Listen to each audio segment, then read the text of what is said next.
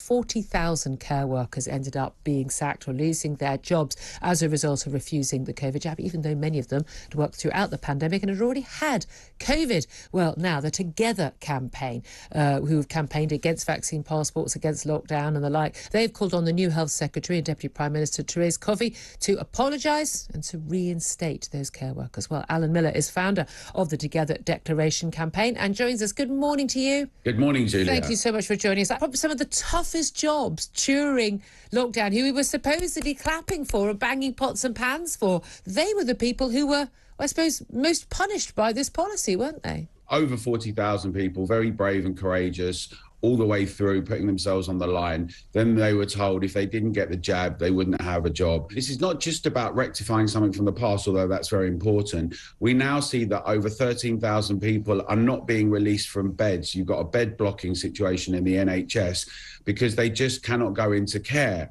Yeah. With 165,000 shortages in care work, we know that people that had 10, 15, 20 years of experience, irreplaceable.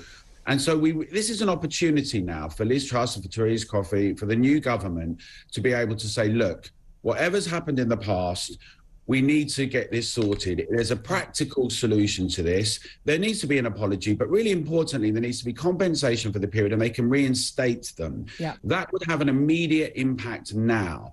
It's an opportunity for them to come out and do the right thing. That's why the Together Declaration, we've already got over 20,000 signatures in less than... And I'm one of those. Well done. Thank you, Julia. No, thank you for putting it together. Regardless of what your views are, we've always said we've had people that are vaccinated and non-vaccinated. It was never about that. This was always about choice.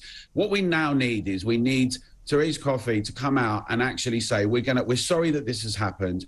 We're actually going to compensate the workers and we want to get them back into care work. That would be a very sensible, partial solution. There are still enormous challenges from both the lockdown and the COVID-only policy, but this would be a very good step to do it. And it's got a wide appeal and support from the public. We know that people do not think this was acceptable, and we need to get it resolved.